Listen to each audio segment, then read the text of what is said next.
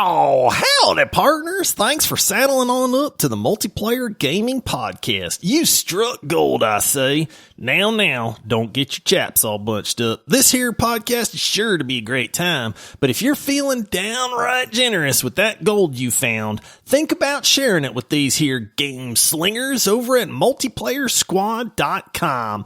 They're a fine bunch of folk and sure would appreciate you for helping the show. Now giddy up and let's have a great time.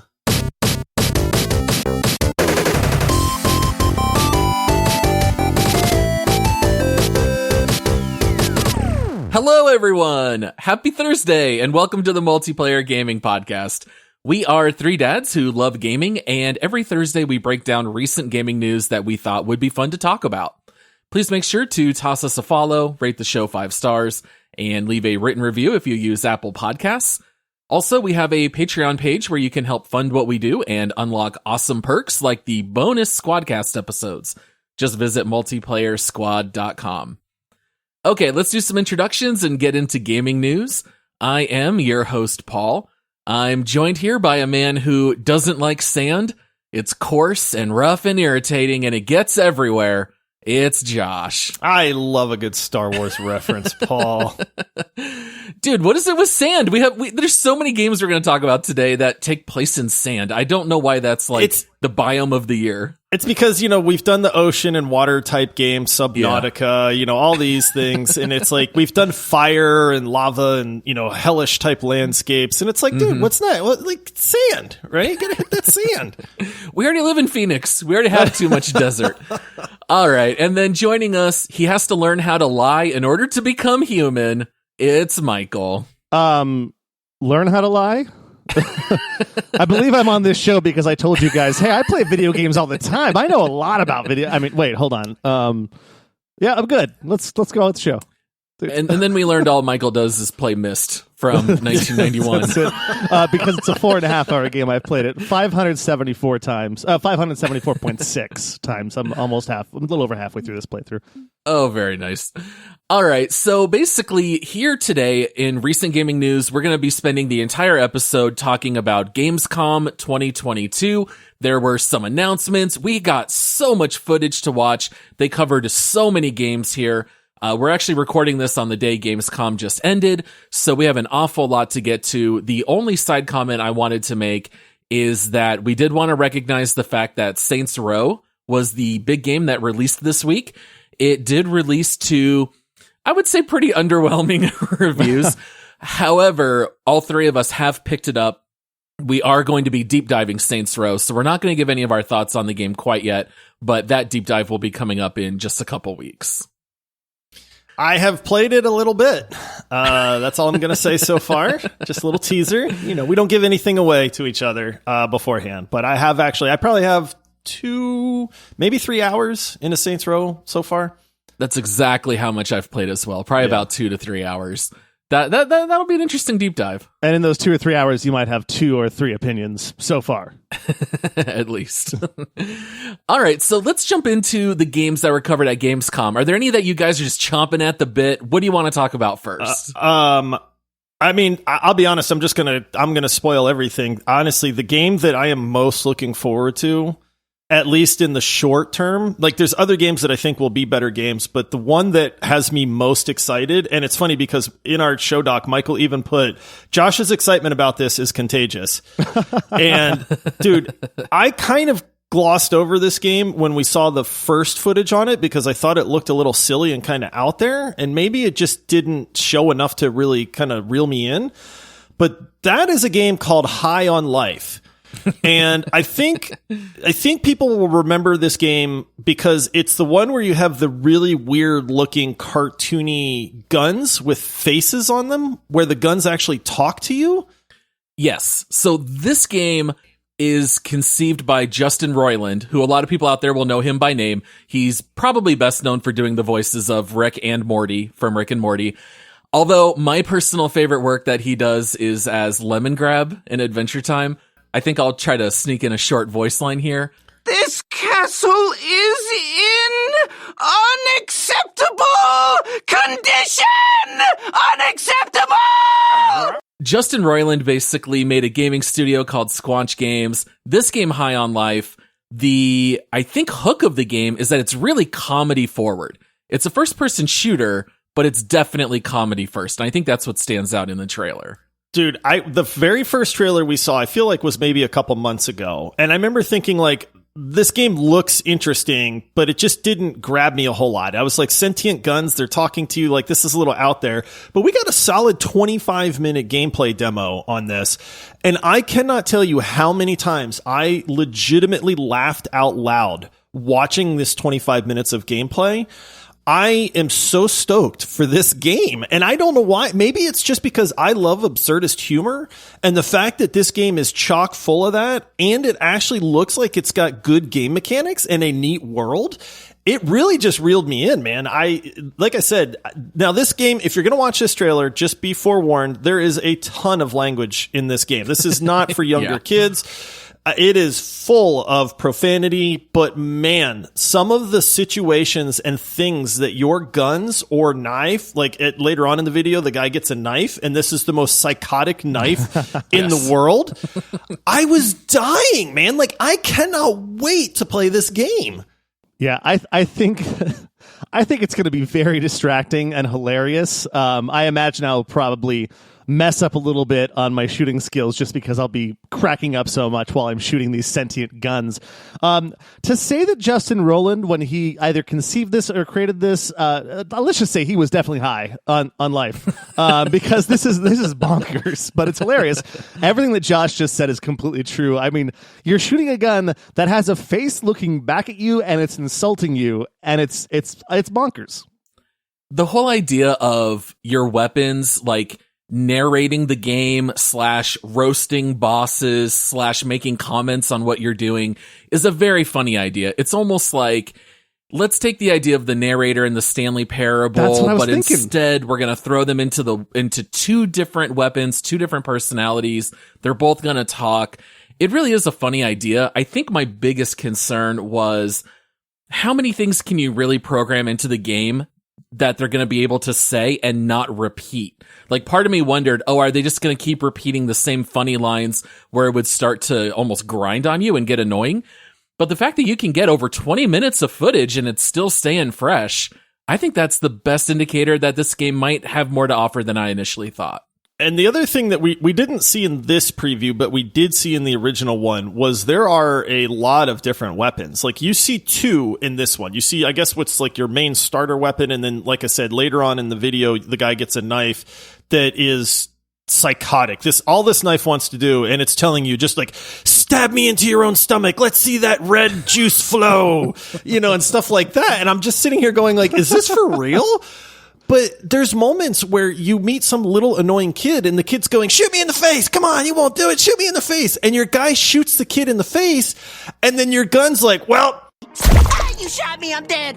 All right, there. Are you happy now? Well, I didn't think we'd be allowed to kill him. Normally, killing children in games isn't allowed, but he's dead. We killed this kid. Are you happy now? We killed a kid. A kid is dead now. There goes our E for everybody rating. There goes our E for everybody rating. So it breaks the fourth wall a ton at the same time. I have not been this excited for what looks to be a completely outrageous, just stupid game in a long time. But I really like what they did with the world. The world looks legit. I'm not sure how much of how tight of a shooter this is going to be. I mean, they do showcase a lot of shooting and stuff, but I don't think that's the main focus. But the characters in this game, the guns, the snarky one-liners, the absurd things like, a kid, you shoot the kid in the face, and then you go talk to his mom later on. We are so sorry. Listen, don't get used to that. We're not killing any more kids. I'm drawing the line, so savor it, enjoy it. It happened. Tuck it away in the old memory book. No, it's fine. He was 30 years old, so don't feel too bad. 30 years old is still adolescence for our species, but it's not as bad as shooting like a 5-year-old or something. So don't worry, you just did regular murder. And then the mom's like, I always told him some psychopath was going to shoot him in the face, and I'm glad I was right. You did the right thing, even if you are a psychopath. Like, it's so far out there. I love it. Yeah, I've never really clung on to cartoony looking games. I mean, it took me 2 years to play World of Warcraft because it was more cartoony than EverQuest. But to your concern, Paul, about like maybe the dialogue is regurgitated, repetitive. We're going to start over. Cut that out, right? No, Cut that. Yeah, we cut all the time, right? Just no, but the concern about like having, Skyrim did it with. I used to be an adventurer like yourself, and then I took an arrow to the knee. It repeats and repeats, and everybody in the game says it. I think because this game is focused so much on this dialogue, that's not going to happen. It doesn't concern me at all. I think it's all going to be fresh, and it's a must play. I have to play this game. Yeah, oddly, it'll be one of the very few games that we're going to really highlight the dialogue, not necessarily the gameplay. Yeah. All right, let's move on to the next one. What about you, Michael? What else are you excited about? Oh, man. This will be a short one because we don't know much about this at all. But speaking of sand, Dune. Anything Yes. Dune. I can't get enough Dune. I am so thrilled. If you go and watch the trailer for this, guys, it's real short. You don't see much. It's literally like a movie teaser. That's all you get is a quick teaser with the sandworm. But the fact that this very clearly lives in Denis Villeneuve's universe of the movie that came out last year blew my mind. I'm super excited. Give me the Kwisatz Haderach or whatever it's called all over the place. I got to play this game, and I don't even know anything about it except it's going to probably be hard because it's a survival game in absolutely inhospitable environment. How do you guys feel about the fact that it's an MMO? I love it. I'll be honest. Like a buddy of mine, sent me the trailer. He DM'd me the trailer on this, and I had not heard of it until he sent it. And all I saw was Dune Awakening's new open world survival MMO. Mm-hmm. And I went, I mean, that all the neurons in my brain just fired off right away. And I was like, what is this? And again, beautiful trailer. We didn't see anything gameplay wise. So this could look terrible. We have zero clue what the actual gameplay is going to be like, but open world survival sounds great. MMO sounds great to me. I don't know how they're going to mix all that in the Dune universe, but I love the Dune universe as well. So, this is one of those examples of you threw out like 5 or 6 buzzwords that I absolutely adore, but we just don't know enough about it. But I'm very excited off of those 6 buzzwords so far. Yeah, living in an MMO world, obviously not everyone's going to be Paul Muad'Dib. And you're wondering also, like, are there different factions? Because Dune has different factions, and in an MMO, it's like you're going to look at probably the Harkonnens or the Harkonnens, depending on which Dune you've watched. So Harkonnen, the new one, the Fremen, all these people, the Atreides family, you're wondering how that's going to work in an MMO environment. I imagine there's different factions you can side with, but I think that makes it more exciting to me that, we're going to have Fremen running around. We're going to have people that have different powers based on, I don't know, the amount of spice they've consumed. But it looks interesting to me. Yeah, I think my biggest concern is when you're talking about an MMO in a setting that's largely desert, like how are you going to populate the areas and make it not boring and bland? Because the idea of running across the desert until you find a sandworm, I mean, I'm sure it's going to be more than just that. Like that's all we see in the footage. But I'll be curious to see. I'm kind of on the record. I'm not so sure MMOs really have the legs anymore. I mean, we know that they don't, that they did, 15 years ago. But I don't know. This one I'm a little curious about. I'm not excited about it yet. I'm in wait and see mode on Dune Awakening. I'm excited, but again, yeah, I mean, we definitely need a lot more information. There's just not much out there yet. Yeah, we don't even know, to Paul's point, if it all takes place on planet Dune, or if it takes place on multiple different planets. We have no idea what this game is about, except it lives in that universe. Yeah. Well, let's move on to the next game here. I'm going to talk about what I am most excited in all of these trailers. I want to talk about Dead Island 2. Are you guys fans of zombie games? It depends on the zombie game, to be honest. And I had never played the original Dead Island, but the trailer for Dead Island 2 really got my attention. This looks like a very well done game. It looks bananas. I was reading some of the behind the scenes stuff where, I mean, it shows a ton of zombie executions that all look phenomenal. I was actually reading that like the game, it doesn't like procedurally generate the executions, but there's some system to where it was like, there's like almost like hundreds of different ways that you can execute these zombies. And that to me sounded really neat too. So you're not just seeing like the same 6 animations over and over, kind of like God of War. There's not much I can fault God of War for. other than the fact that it's like, by the time you kill your 9th ogre, you've seen the exact same execution animation, a dozen times at that point. So it's kind of like, that is really neat that they thought about that. And it's like, hey, how can we keep this really neat aspect of the game fresh? But I'm really excited, but I just don't know much about the Dead Island series at this point either. I think that this is going to be super fun. It looks bonkers. It looks like there's so much going on. In fact, about 2 minutes into the trailer, one of the characters literally looks at you and is like, this idea is insane. Or she says something like that. And I'm like, that's what I was thinking. Like, it looks like Broforce meets Left 4 Dead because there's so much happening on the screen. Obviously not literally. But I was really taken by the graphics. It looks really good. In fact, the first few seconds of the trailer, I thought it was video. I'm watching this and I'm like, you're seeing like a bus driving on some pavement. I'm like, it looks really good. It's shaded really well. So me being very, very into just crisp graphics, I'll enjoy it.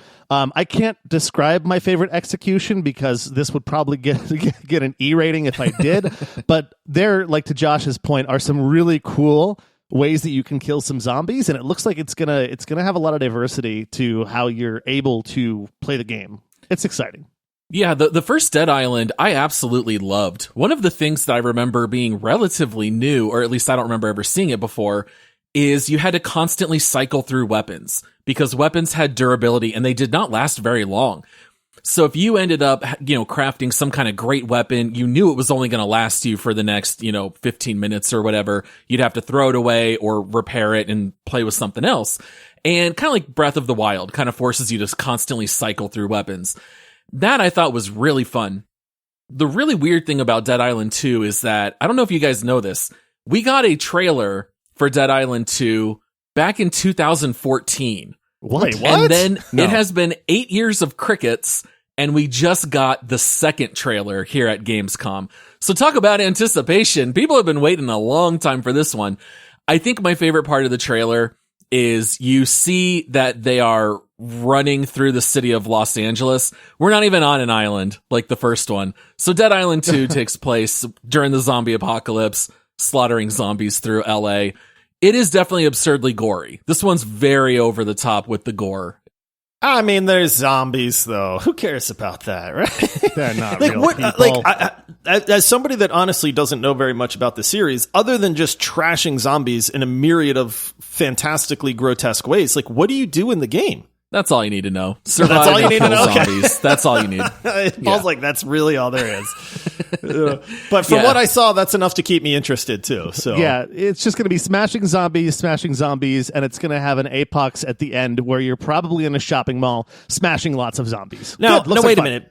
Because you mentioned that and that jogged my memory. This isn't the one where you can like strap a gas can on an electric cattle prod, right? What zombie game is that? Dead Rising, That's Dead Rising. Yeah. Dude, Dead Rising, how do you, Dead Rising, Dead Island, zombie, how do you keep all these together at this point? You stuff a Lego helmet on a zombie at one point, he's walking around or with a bucket. Yeah, that was a pretty fun game too. I'll be honest, they all starting to blend together to me. Left 4 Dead, all the zombie games are the same. Yeah, no, Dead Rising's a fantastic series. Nothing made me laugh quite as hard as combining a car battery with a wheelchair, turning it into an electrical wheelchair, and you would just run and zombies would fall into it and get electrocuted. I mean, Dead Rising was hysterical, but yeah, Dead Island 2, I'm very excited about that one. That one will come out February of next year. Yep. All right, we're about halfway through here. Josh, you want to bring up the next game you want to talk about? Well, you introduced Michael on this one, but I'm going to bring it up because we have talked about this game. I feel like we brought this game up 2 or 3 times over the course of the last year or so on this, but that is Lies of P. Yep. And I remember the very first time we even saw something on this, we went, this is bananas. Is this even real? Because we felt like it was so far out there that this was a prank that somebody was playing. But basically, they announced that, hey, we are making a Souls-like game based off of the dark lore of Pinocchio. And we went, of course. Yeah, I mean, okay, this sounds crazy, but this probably isn't real. This is like an April Fool's joke or something.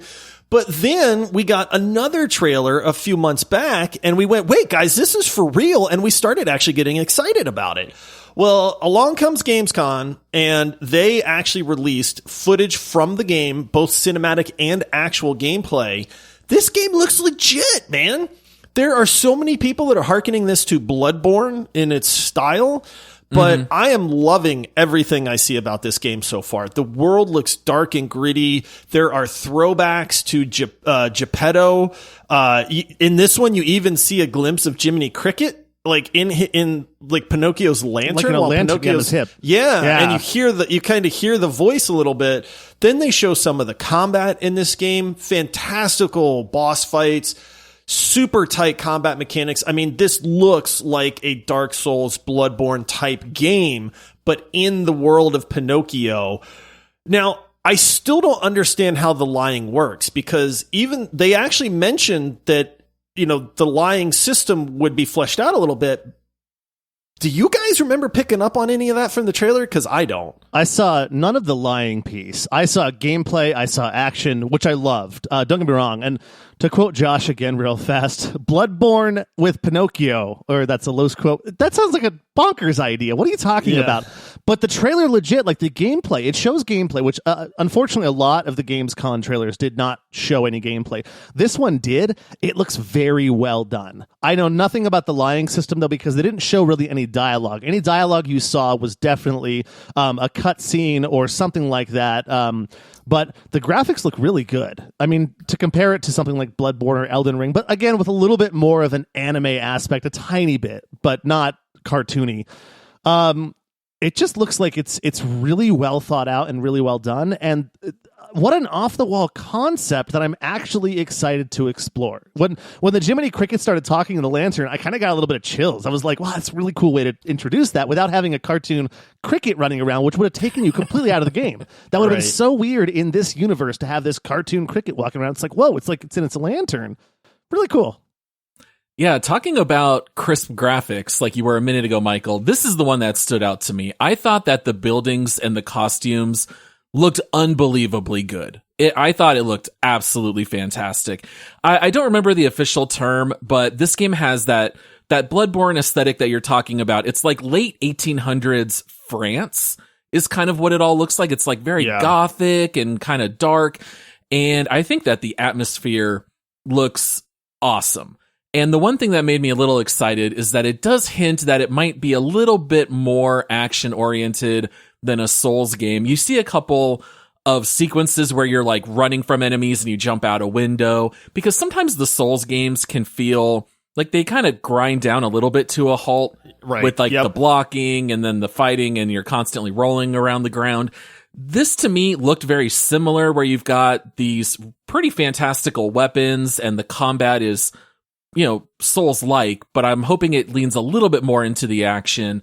But this one, I'm definitely getting nothing but more and more excited about, even though we don't really understand the lying mechanic that they keep talking about. The one thing that they did hint at was at the very end of the trailer, you see these three like characters walking with a coffin.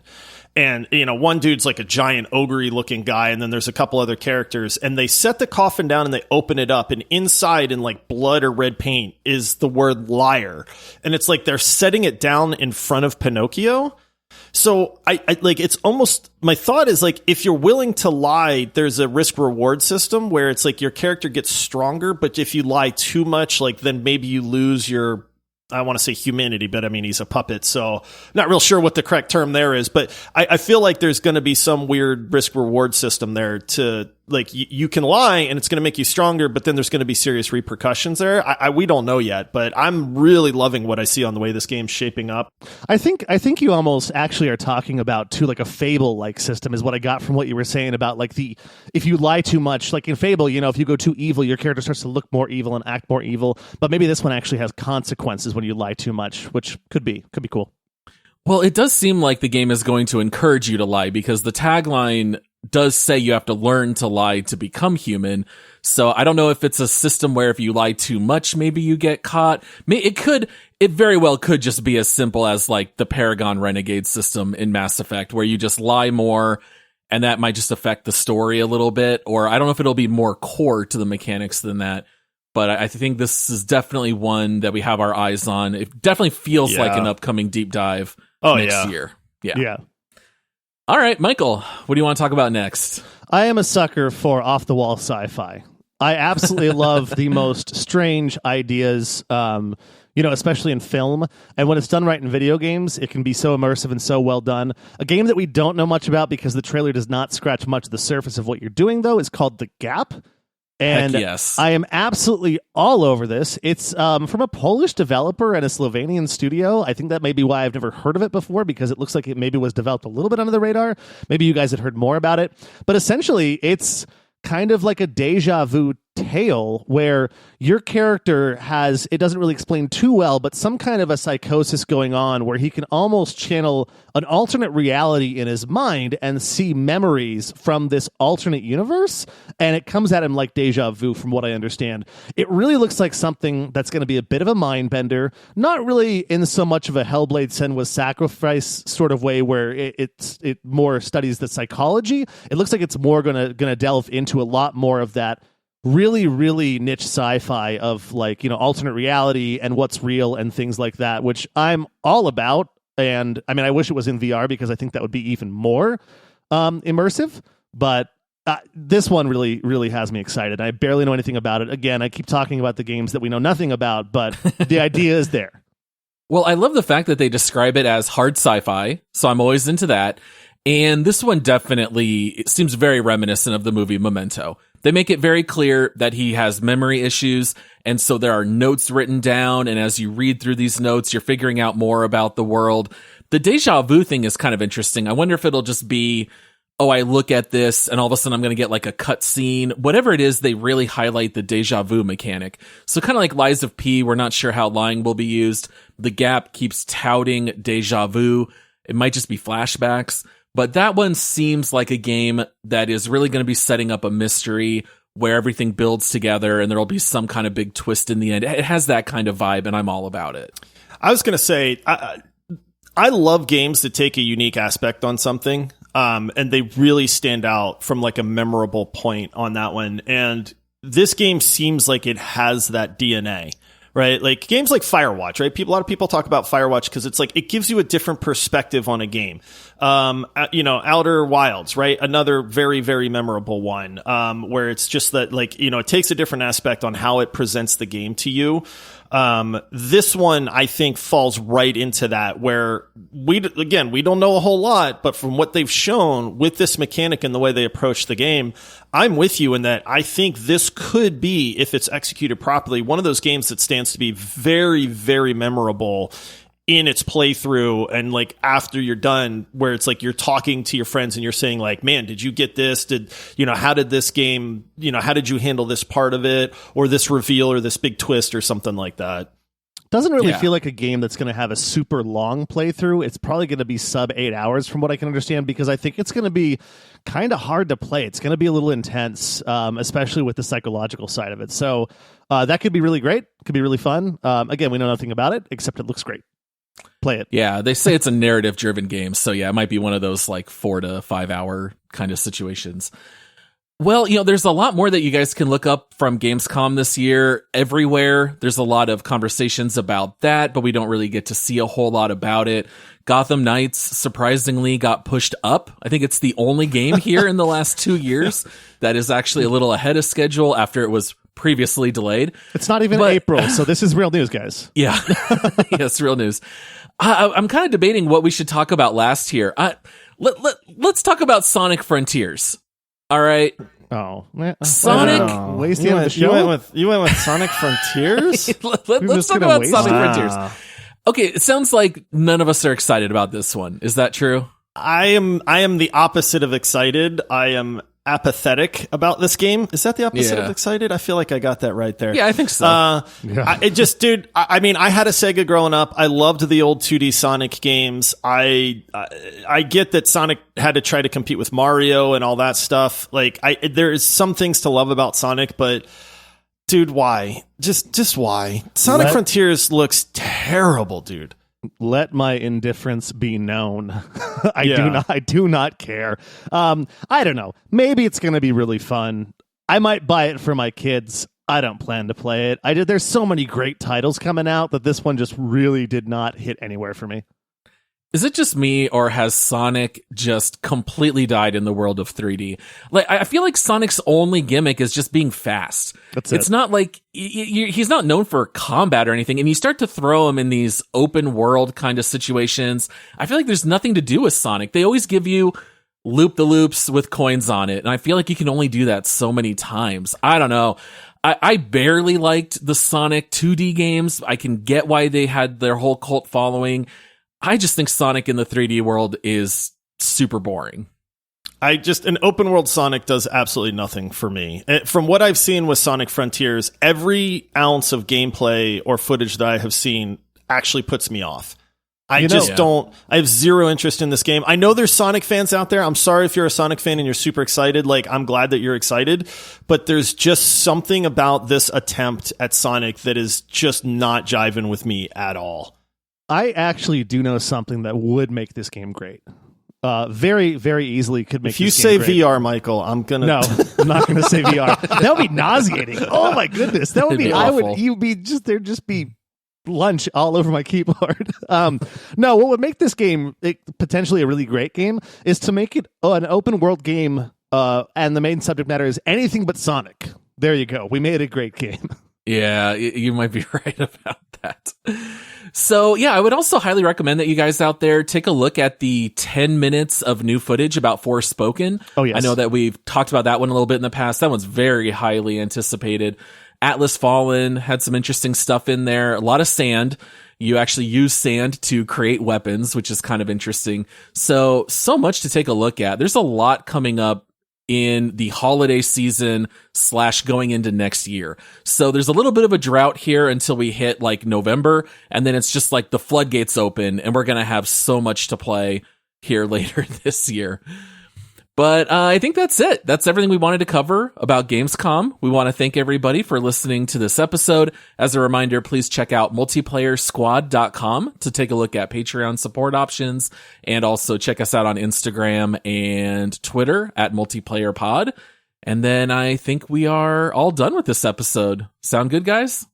Absolutely. Again, there's a ton of other games out there. I mean, there was some really, really good looking games that were announced. So just go check out the Gamescom. There's a ton out there. I know there's probably a dozen games that we didn't talk about, but we only have so much time too. So if we didn't get a chance to talk about one of them, doesn't mean we're not excited about it. But if you haven't, man, there's a lot of games on the horizon that look really good. Yeah. Well, thanks again, everyone. We will see you all next time. Happy gaming. Goodbye, episode. Goodbye, friends. See you, everybody.